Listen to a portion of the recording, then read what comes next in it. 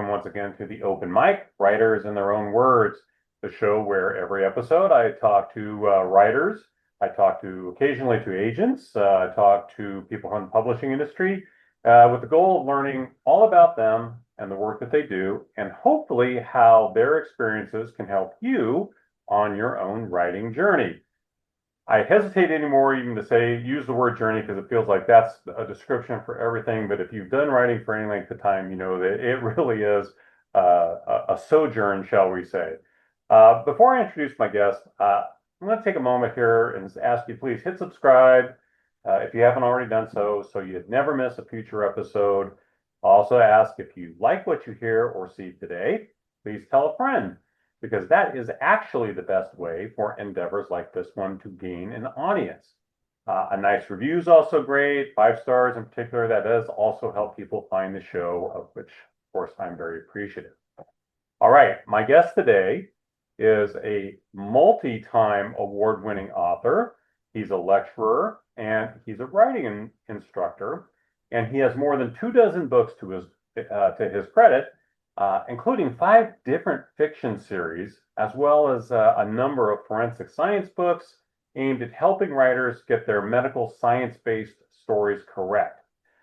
With that, you might have guessed he knows something about medicine, and you would be right, because in addition to his many, many, many writing credits, he's also been a practicing cardiologist for the last 45 years.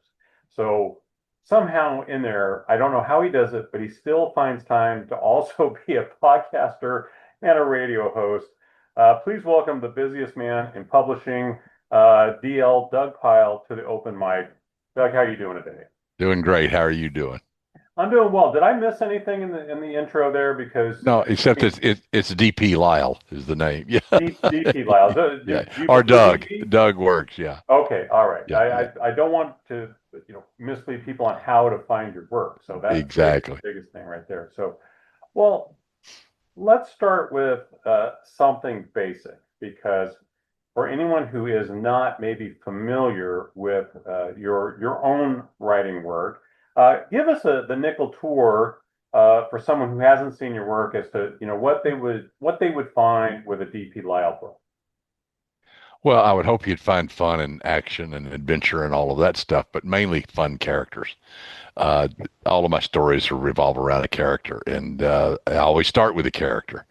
Um, I would suggest anybody who wants to read it to start with the Jake Longley series. The first was called Deep Six. There's 7 in the series. The 8th one is finishing up now.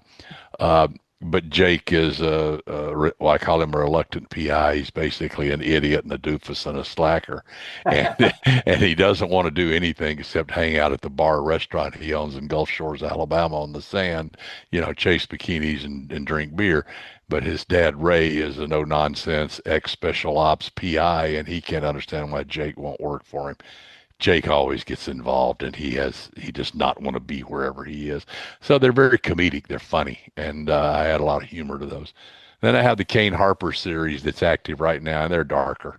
Those are darker, more puristic thrillers. So a little something for everybody, I hope. Well, I've seen you variously described as a thriller writer, a mystery writer, crime fiction writer, a comedic writer.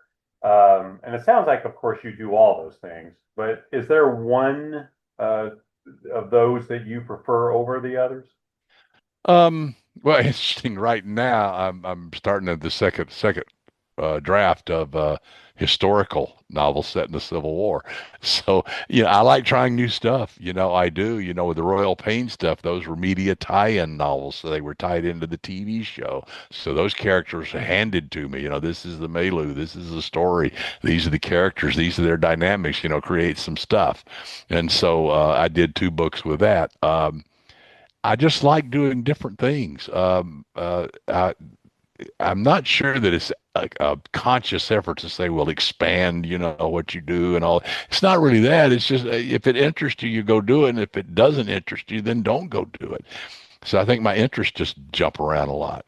You mentioned character, and I really want to ask you about that because I love character. I love to Yep. build characters, right? And I think writers kind of fall into a couple of camps, as to whether it's character or plot. And I'm going to get to plot in just a moment, but tell me, what is your approach to developing good, interesting characters, whether you're writing in a darker vein or a more comedic vein or something in between? Well, for protagonist and antagonist, obviously they're the two movers and shakers in any story. Um, let's say it's a new series, a new book, a standalone. It's something I don't know. I will kind of have a vague idea of who the characters are, but that's about it, a vague idea. I kind of know their sex and their age and how tall they are and stuff like that, and a little bit about them. And I just start writing. I'm not a plotter, I'm a pantser. I just throw it on the wall and start writing. Let's see what happens. Let's see where this goes. And I found out that's what works best for me. And I always tell students, don't paralyze yourself by it's called paralysis by analysis. You think too much. Don't give yourself permission to write crappy. Nobody's going to see it. It's you. This is first draft stuff. But write that story fast, because what you're trying to do is tell the story. And if you're not a plotter, and even if you're plotting, plot fast. Uh, you're telling yourself the story at the same time you're writing it. So you don't know the story. Consequently, you don't know the people either. So why spend all these hours and all this angst on prettifying, that's a word, the first two chapters? You'll spend 2 months doing that when you could write the whole damn novel in 2 months if you really sit down and write, at least the first draft, and maybe it's only 50, 60, 70,000 words. So what? You're going to expand it as you go back through it. But get the story out. And as you write and as you go along, you learn who these people are. Just like meeting a new friend, it takes a while before you become great friends. Several interfaces, several things that happen. And then you realize, we have a lot in common. So we're good friends, we're not just acquaintances anymore. That's the same way with your characters. So you will find that after you finish the first draft, you go back to chapter one and start reading and say, well, she wouldn't say that. You thought she would, but you didn't know her yet.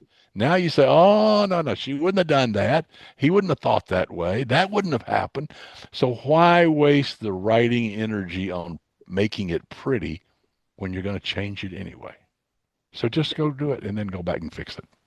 I relate to so much of what you say here because, I've talked with people who don't write and at least not the way, people like you and me do, but if you talk about getting to know your characters to someone who's not doing this a lot, they often give you that funny look or they even roll their eyes. But it is really true. If you're going to write fiction and you are going to do it, even if you're someone who outlines, it is really it is something that happens. The more you write a character, Yep. whether it's even within that first manuscript or you're on, book number 6, the better you get to know that person that you're creating out a whole plot, the more you do start to kind of look at them as a friend or something. You know these people, Of course you do. and you find things yeah, I mean what you just said, where you go back and say, oh no, that they would not have said They, that. they wouldn't do that. That's And people completely. do it different ways. I mean, that's my way of doing it. I just write the story and tell myself the story. And in that process, I learn my characters, and it's all part of it. I learn the story, I learn the characters all at the same time, especially new stuff. Many years ago, I had the chance. I met Elmore Leonard at the Maui Writers Conference, and it was at a cocktail party was going on. And he was sitting outside on this little patio under a tree by himself, and I thought, good Lord, So I walked out there and introduced myself. Well, we sat down and talked for 45 minutes. We actually did the same thing the next day. So I got to sit with Elmore, my favorite all-time author, he and James Lee Burke, and I got to sit out there for 45 minutes on two occasions to talk to him. And we talked about life and writing and storytelling and just all kinds of stuff. Great man, really personable. So I asked him, I said, Elmore, your characters, they're all scumbags. They have no social redeeming values. Well, even the good guys, it seems like. I said, but we love them. We love all your characters. I said, how do you develop them? I said, do you do things like character sketches and stuff? I said, I don't personally do that, but I know a lot of people that do. And his response was, nah, I don't do that. He said it may take a couple of weeks or a couple of months, but once I know their name, I know who they are. And the brilliance of that was like an explosion in my head on two counts. First of all, names matter, and names will tell you who the character is, but the character will tell you what their name has to be. Yeah, And so what he was doing was living with that character in his head all that time. And once he knew them well enough to realize what their name had to be, yeah, he did all that. So like Linda Moon, she's a lounge singer. yeah, Raylan Givens, he's a U.S. Marshal. yeah. It had to be Chili Palmer. He's not going to be a neurosurgeon. Chili Palmer's a loan shark. I Right. mean, but those names fit those characters is because he lived with them. I love that. Yep. I absolutely love that. But Raylan Givens was the first person I thought of when you mentioned Elmore Leonard. He also has one of the greatest quotes I've ever heard about writing when he said, Leave out the parts that people skip." Yep. And that's a Like lesson to learn there, super especially in simple. thrillers, especially in thrillers. Yeah, absolutely, absolutely. I think the bottom line is we tend to muck up a lot of what we do by Mhm. overthinking, and Yep. I think that's Yep. really great advice. Well, I also think of a quote that Stephen King had that he in his book, his great book on writing, called On Oh Writing, yeah. Called on um, writing. where he said, "Why would you want to muck up something a good story with something like a plot, right? Something I'm paraphrasing a little bit." So let me switch gears though to plot because I struggle with plot. I think a lot of people do. I love writing characters. I love developing characters. Um, but I don't even know what iteration of my current manuscript that my agent has out there right now. It was to get a plot that was sufficiently complex to be viable in today's publishing market. And every word of that is what we're talking about here, something that's viable in today's publishing market, right? You can make a fairly simple plot that, most of the agents and the publishing houses are going to ignore. You have to have something somewhat complex, right? That's just how professional story writing goes. It took me forever to get to that. The beneficiaries were my dogs who got lots of long walks out in the country while Hmm. I'm trying to hash out plot points. How does that work for you? You mentioned character is kind of your starting point. How about for plotting? You're a pantser. Yeah. How do you work out and approach the kinds of plots that will fit the stories that you are writing? I ignore it. I mean, basically, plot obviously is what happens. It's not just one damn thing after another. It's one damn thing because of another. And I find that when I am pantsing, as it were, then what has just happened dictates what's going to happen next. It's not what I want to happen next, it's what has to happen next. And so consequently, the story really plots itself when you do that. Can you get convoluted and twist yourself in a knot? People say that a lot, but I haven't really run across that. It's logical. If this happens in this scene, well, what does that mean and how's that going to affect this person, or this person? Oh, well, it's going to put pressure on that person. So that person's got to, oh, they're going to have to do this. So that's your next scene. And then you go to the next scene. And to me, it all kind of works out that way. I don't know why. I don't know how. Maybe I've read enough or told enough lies and yarns in my life, that you know how to make stuff up on the fly. My mother probably taught me how to plot because I had to make up stuff to stay out of trouble. But uh, you have to have both. But I think that what people often get tied up in when they're quote plotting is what's going to happen, what's the action going to be, what's going to be the next thing, this, and this. And what you really have to look at is what are all these things? What's the effect of all these things on the character? The character, you may want this to happen, but the character's feeling this way at this point in time. So their next logical move might not be what your logical move would be. So listen to them. They'll tell you. They'll tell you. And when you're having trouble with a scene, it's probably because it's the wrong scene or the wrong point of view or in the wrong place.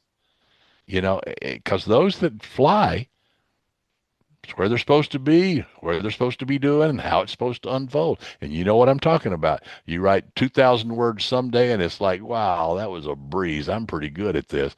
And the next day, you spend twice as much time and get 200 words written. It's like, Jesus, I don't know what I'm doing. This is horrible. Yeah, And it's because you weren't ready to write that scene yet, or that scene wasn't appropriate for that point in time. right. Yeah, What? So for my there's no viewers, magic to it. It's just hard work. that's a fact. Yeah.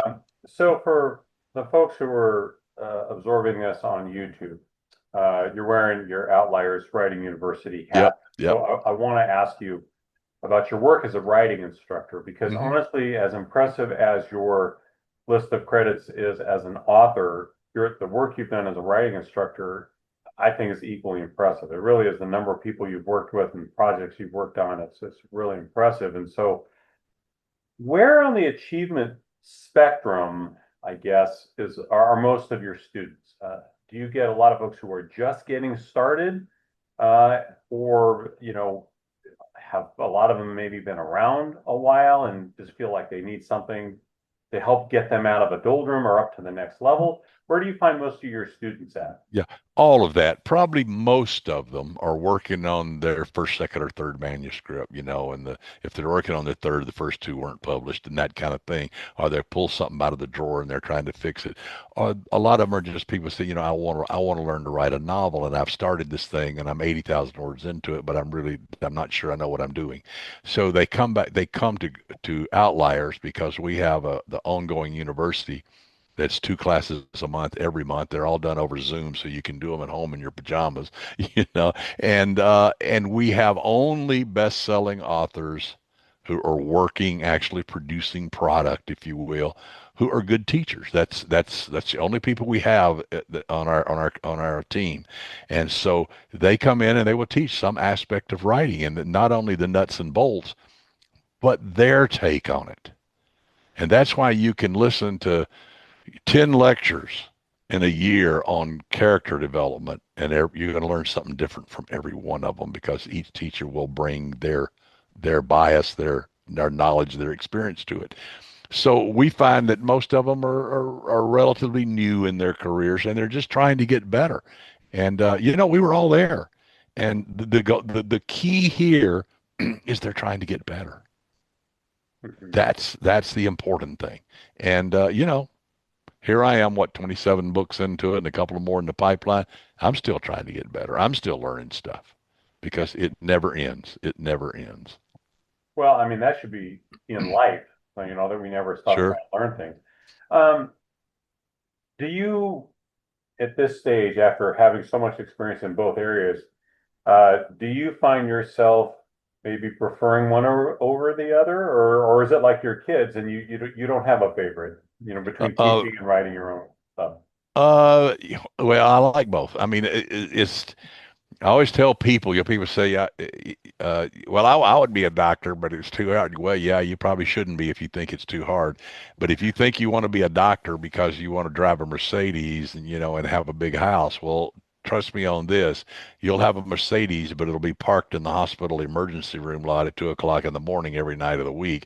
So that's the life you got to think about.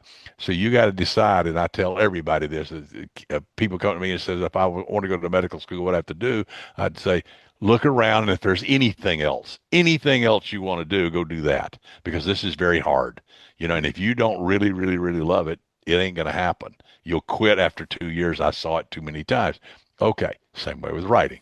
If you don't love the process, if you don't love sitting down and putting words on a page and living with your imaginary friends and killing people, in your pajamas, yeah, go do something else. And it is a huge, both medicine and writing are huge sacrifices because you spend a lot of time basically alone, even though in medicine you're around people, but you're still the guy with a monkey on your back. You got to fix this problem. Well, in writing, you got to fix this problem. The monkey's on your back. And it takes you out of society. It takes you away from friends. It takes you away from family because this is a solo adventure. And You can't write in a group. I mean, it's not going to happen. You can for TV, but if you're writing novels and stuff, 99.9% of the time it's you and a blinking cursor while your family is out doing stuff and your friends are doing stuff and you're sitting in a dark room. I mean, that's life. And if you don't want to do that, oh Lord, go do something else because number one, you won't do it. And number two, you won't be very good at it. Yeah, absolutely. Do you find a consistent theme among the writers that come to you in terms of what they need? Is it and I know you say you get it from around the spectrum, but do you find that there's a lot of, repetition in terms of where people are struggling the most Sure. with what they're trying to learn to help them become better writers? Yeah. Well, mainly people who come to me for consulting work or to ask questions or something, it's almost always revolves around crime fiction because that's where forensic science comes in. That's where medicine comes in, and the different scientific things. And so that's really the huge bulk, 90%.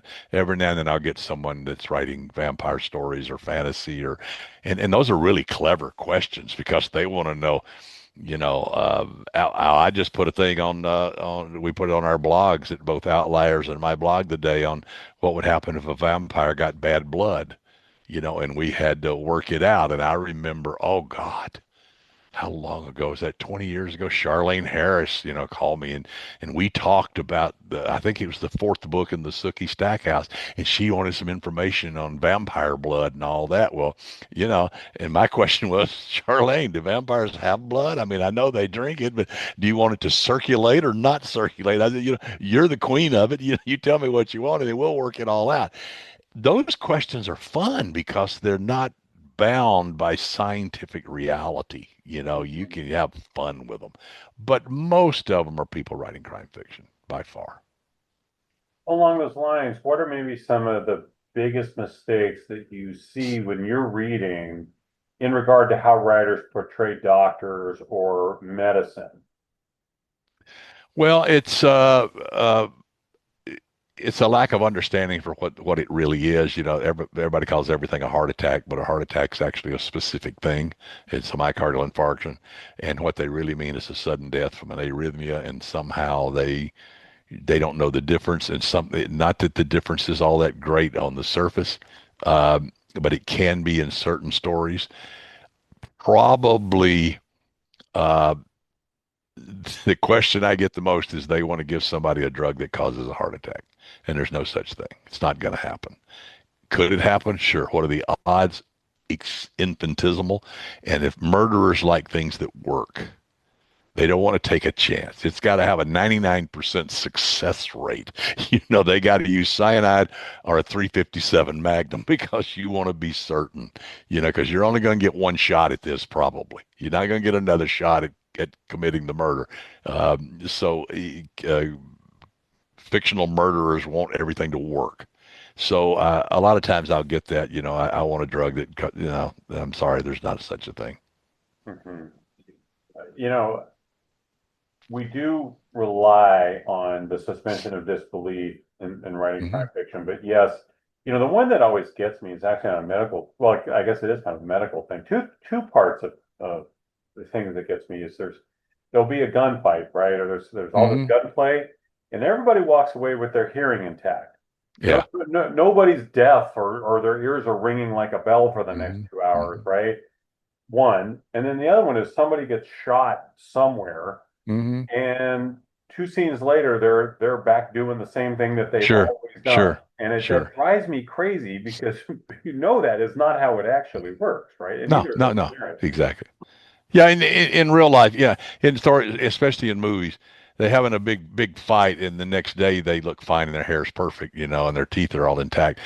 They invented boxing gloves because people didn't like the blood that spattered on the patrons because bare knuckle fighting is bloody. Your hands get bloody, your face gets bloody, everything gets bloody because it just rips the skin. The knuckles do. That's why they put gloves on to make you bleed less, you know. And so, in if if your detective gets in a knockdown drag out with a guy in an alleyway, both of them are going to walk away not feeling well and battered and bruised up and cut and bleeding and everything else because that's life. The only person that you can't kill with a gun pretty cleanly is a drunk. You cannot kill a drunk with a gun. You can't kill him with a knife. You can't even kill him with a car.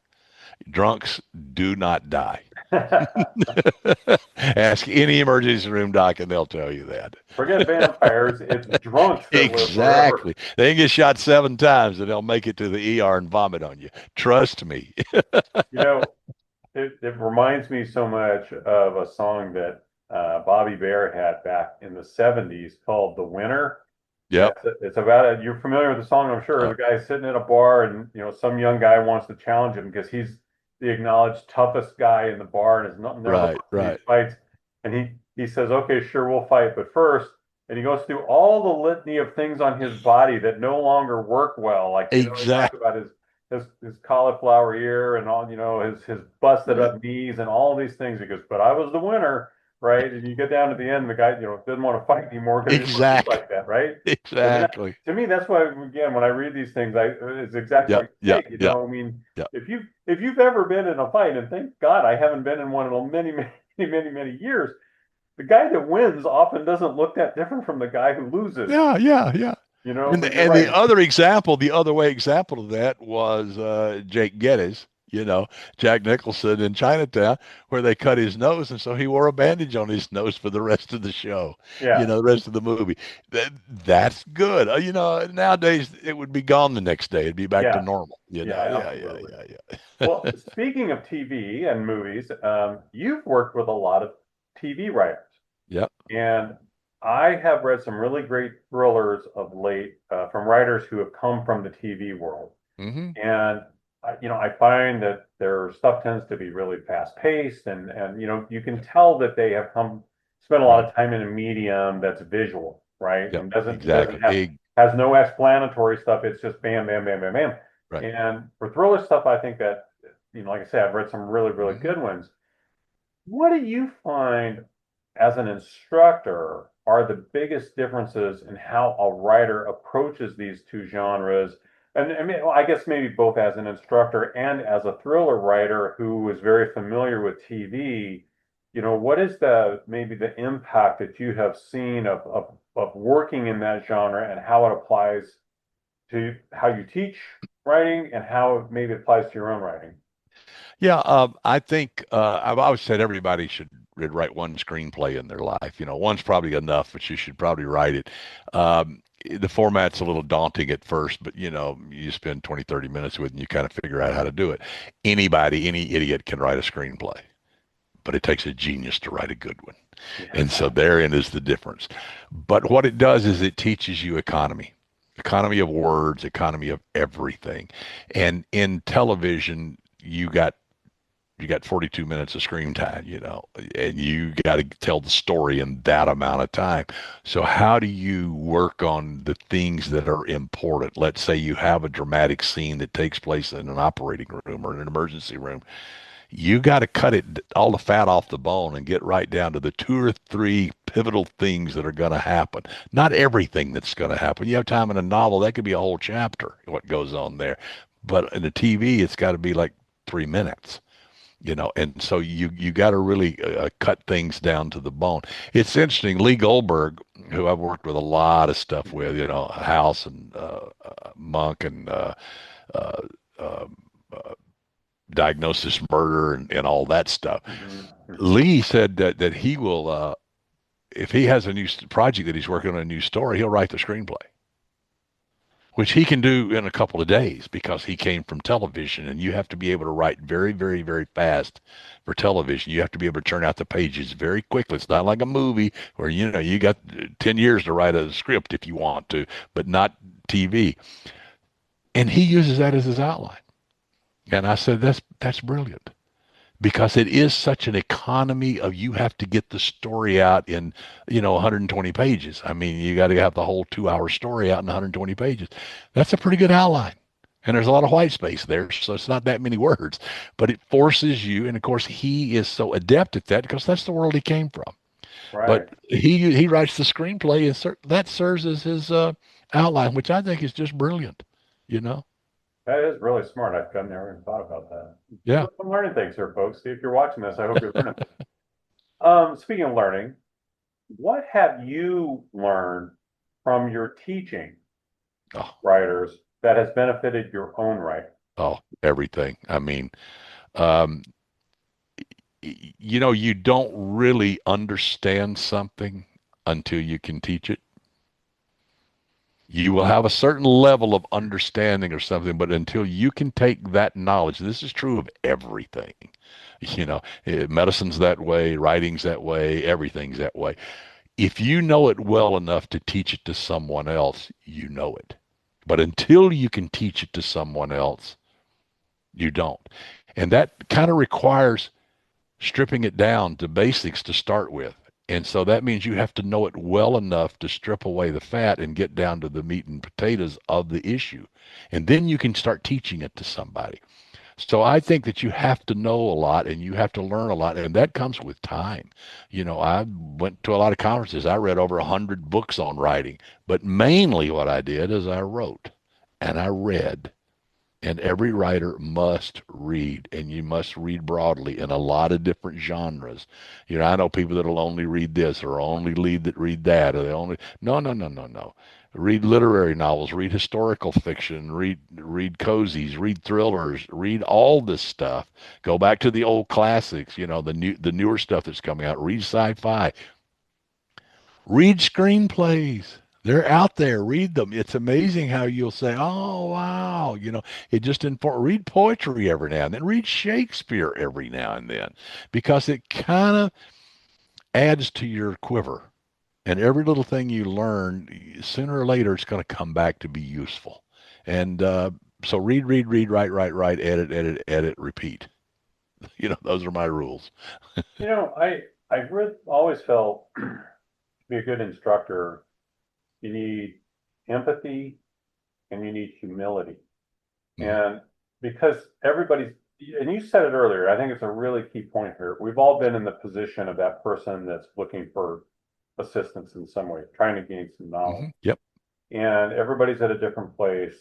And I think if you're going to be good at sharing the vast experience of somebody like you have to have empathy for where those people are at and the humility to be able to get back down, maybe Yep. Yep. and put yourself back in their shoes and Ex- remember all that stuff.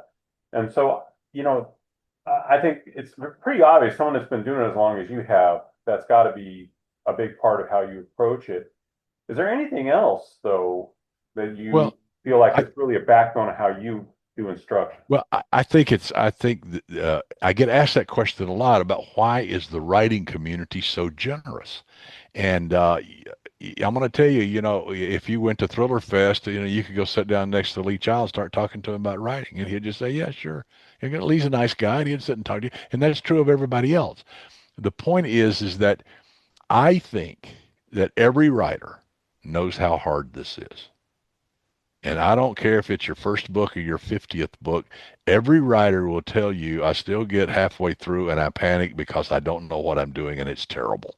And I realize I've published 49 books, but this one proves that I was wrong all along and I'm a fraud. Every writer does that. And so every writer knows how hard this is. So if someone comes along and they say, I want to join your club, I want to learn to do this, you're going to say, what can I tell you? What can I do for you? How can I help you reach this? And when Kathy Antrim and I developed Outliers, and Outliers was, she called me, she said, I'm coming to your house. And she lives in Denver and I live in Southern California. She said, I'm going to get on a plane and come to your house because I want to talk to you about something. I said, okay, fine. Cause we go way back. And she said, I've got this idea. We need to restart a school because I ran Craft Fest for 15 years at International Thrill Riders. She was president and sat on the board and all that. We both sat on the board for a long time there and actually helped found the organization. We're founding members. But she said, I want to teach again. And I said, well, I do. And she said, well, we can do it now online. And she said, I've already come up with a name. And I said, what is it? She said, Outliers Writing University. I said, I love that. I said, well, let's talk about it. So we spent the next 2 days hammering out how we're going to do this. And the goals were two. One, to bring along the next generation of writers, which is what we really love. And two was to create a community of writers that help each other and promote each other and help each other's careers. And I think both of those are the reasons we developed Outliers. And that's what we're trying to do. Every minute of every day, everything we do fulfills one or both of those missions. And uh, teaching to me is what it's all about. I've loved teaching my whole life, always have, always will. Doug, I don't think anyone would disagree that this is hard. Now, this is a hard, whether you're writing nonfiction, genre fiction, literary fiction, it doesn't matter. Whatever it is, Yep. and I've been getting paid to write words as a reporter for decades, right? And that's hard. And that's hard. All of it is Yeah. hard.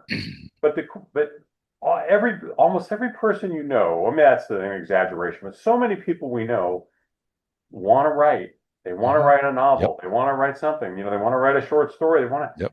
What I'm just amazed at how hard this is because you don't, Hmm.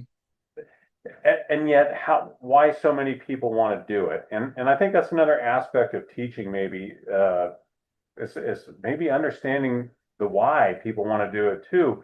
Why do you think it is, given how difficult of a task this is, and how much you have to, if you're going to share it with another living soul, Hmm. how scary that is to put yourself out there? Why do so many people still want to do this? What is the Yeah. problem? I think it's in our DNA and in our evolution. I mean, if you think about it, civilizations did not grow until there was the written word. A word of mouth would die very quickly. Once your storyteller died, unless he had an apprentice who learned all the stories, the whole history of your group died. And so until we could put things down, whether it's cuneiform or the printing press or whatever, and now digitally, uh, until you can put the words down and pass the stories on, and that's really it. We live our life through stories. Until you can do that, you're not a civilization. So, consequently, I think everybody knows the wonder of books and they know the wonder of stories. I remember my first trip into the Carnegie Library back in Alabama. When I walked in, I thought, wow, what a place. But if you think about it, people watch TV, they watch movies. Well, it's all stories. Even those reality things, they're still stories, as goofy as they are. They're still stories. So I think everybody loves a good yarn. And so then they say, well, I can tell a yarn. I would like to write yarns. I would like to be that. I would like to see my book in the bookstore. And everybody has that dream. And I get two kinds of people. One is say, um, I could write a novel. Well, why don't you? No, no, no, no. I got some good stories. I could write a novel. Well, why don't you? And the other is, I have these stories that I really, really, really want to tell, but I don't know how. I don't know how. That's a different animal. That's someone who knows it's hard, who knows it's arduous, but they want to do that. That's the person that you want to teach mostly. Everybody wants to write a story, but not many people want to write. That's the problem. Um, and so I always say, well, pick up a pen and paper or open up a page on your computer and write what's in your head. Just write it. Maybe you don't have to, well, novels are so big. Who cares? They're just a bunch of scenes. Pick a story, pick a thing, pick something that you're thinking about, that you're interested in, something you want to tell. Just write it. See where it goes. It may go nowhere, but it may go somewhere. You know what? I was going to wrap with that, but you made me think of something else, and I don't remember the person whose book I read this in. Was a well-established writer, and it was a craft book that he had put out. But his top bit of advice was, don't start with a novel. They're too hard to write. Start with short stories or even a novella, but don't start with a trying to write a full-length novel, whatever your genre is, whether it's 80,000 words or $150,000 or Hmm. 150,000 word science fiction thing Hmm. or dark fantasy or something. Start with short stories. Do you have a philosophy like that or a thought on where? Well, Somebody should start, or is it really individual? short stories are harder than novels, trust me. Yeah, you can write them in a shorter amount of time because they're 5 or 6 thousand words rather than 80 or 100,000 words. There's no doubt about that. But short stories are really require a lot of skill because you really got to hone down and cut away so much to make it that way. My is totally different. If it doesn't matter the length of the thing you want to write, you take a scene in your head and sit down and write it. And then if you have another scene, it may not even be the same story. Sit down and write it. And this is how you start. And pretty soon you say, these stories, they're in my head, and now I'm being able to put them on word. Maybe I can write a short story now. Maybe I can write a novel. Maybe I can do this. I used to outline. I was an outliner, and I would get three-quarters of the way through it, and I would get, okay, I'm bored with this. I know how it's going to end. I know the whole story now. Now let's go back and write it. And I'd say chapter one. I'd say, oh, Jesus, do I have to do this? I already told myself the story. I already know the story. Now I got to actually write it. Are you telling me, Mommy, I don't feel good. I don't want to go to school today. And it became laborious, and it was a lot more hard work. So, but when I reached to after 7 or 8 books, then I got the Jake Longley thing. I had vague idea of Jake, and I said, well, I have an idea of a scene, and that is all I had. A scene. I didn't even know what was going to happen next. I didn't know there were dead bodies. I didn't know any of the characters. I just knew kind of Jake. And I said, well, write the scene and see what happens. So I sat down and wrote it, and because I'd thought about it for a while, it flew. And then, well, yeah, of course. Oh, well, yeah, of course. And the next thing I know, I'm 40,000 words into it. I have the vision all the way to the end. And it's like, wow, this is fun. And that's when I switched over to just not outlining and just writing. But it all started with a scene. So if you're out there and you're listening and you want to be a writer, sit down and write anything Yeah. and see what happens. You might surprise yourself. I'll go back to Stephen King. Writers write. Yep. Simple Yep. as that. Yep. 2 words. Yep. Writers Yep. write. Doesn't Yeah, matter and what the book is. Hemingway famously said, "Write drunk and edit sober." And what he meant is just sit down and write something and see what happens, and then go back and clean it up. Yeah. Yeah. You can't edit what you haven't written. So write it Exactly. and then go fix it. So, Yep. well, Doug, I always like to end the show, and believe me, we could go on this for a long time. I love to talk about writing, and I'm Yep. so appreciative of folks like yourself that come on the show and talk about their work and about this industry and this profession, this My craft, pleasure. Yep. because I could talk I writing any day. I love it. I learn so much from my guests, and I'm always very appreciative of my guests because, and that's why I often say to folks on the show, look, if you know someone who's interested in writing, share them about the show because I'll save you a lot of money on craft books because those are some of the best people in the business and they're doing it. They're successful at it. And they're coming on and sharing, their insights into how to get from A to B on this. And so I really am very appreciative of it. And like I say, from how much I learned from it as well. So before I wrap it up, I always like to do it with what I mean to be a fun question. I hope it's a fun question. Let's just say in scene that I have the power to put you in a room with one of the following three people for whatever kind of conversation you want to have. Okay, a couple of good bourbons, a dinner, whatever. But which one of these three people would you pick and Hmm. why? There's always a through line. You are going to pick it up, I'm sure, very quickly, but I'll reveal it at the end regardless.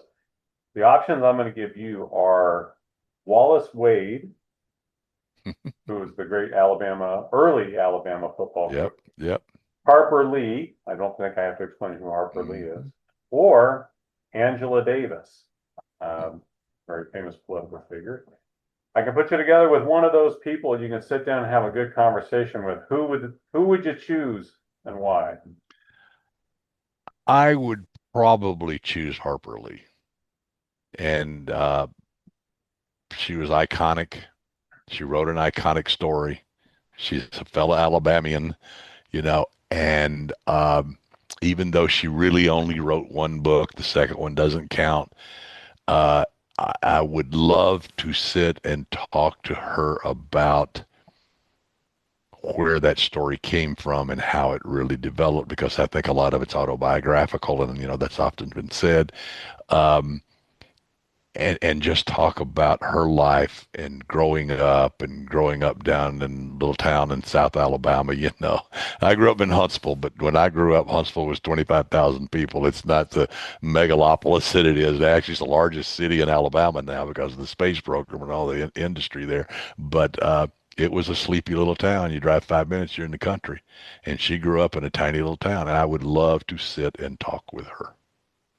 Well, and in case anyone didn't get the theme, Doug and I recently met at Left Coast Prime, and our great conversation, which might have involved bourbon, I believe it Right. probably did, It did. was Yeah.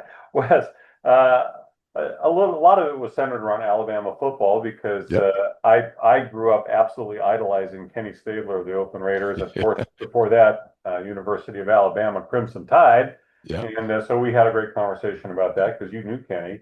Well, Kenny and I graduated the same year. Yeah. That's awesome. And so I had to give you an Alabama theme. So it's Yeah. obvious, that Wallace Wade and Harper Lee, they're the obvious Alabamians. I did not know until I was looking up some stuff for this that Angela Davis was born in Alabama. Yep. Where she's so associated with us here in California, but she is actually born in Alabama. So Yep. that was the through line, Yep. was the Alabama connection.